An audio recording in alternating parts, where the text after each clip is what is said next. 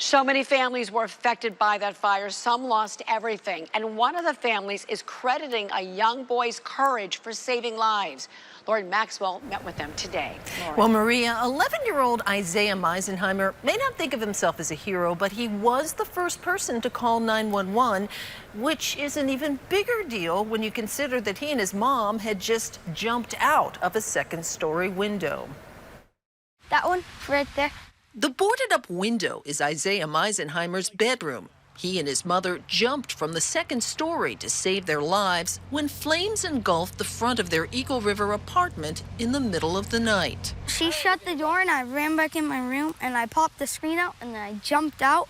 Chelsey Misenhimer let her son go first. Mama was second because I wouldn't have let my son be in there by himself, ever.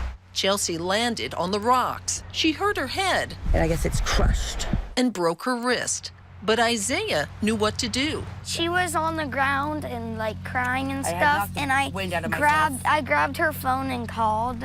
Despite the response, 2 people died in the fire and dozens lost their homes, including Izaya's grandmother who lived with them. My most precious possession of my father's Bible.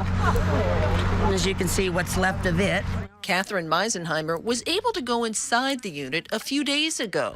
I'm so blessed. These are all I have left in my life. To recover a few of the things that matter most. You got to have some memories to look back on. She's thankful that her family is together and grateful for the help they've received. The community, overwhelming with kindness, that we would have never got through any of this.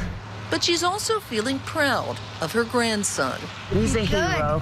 On a terrible night, she believes Izaya helped to save some lives.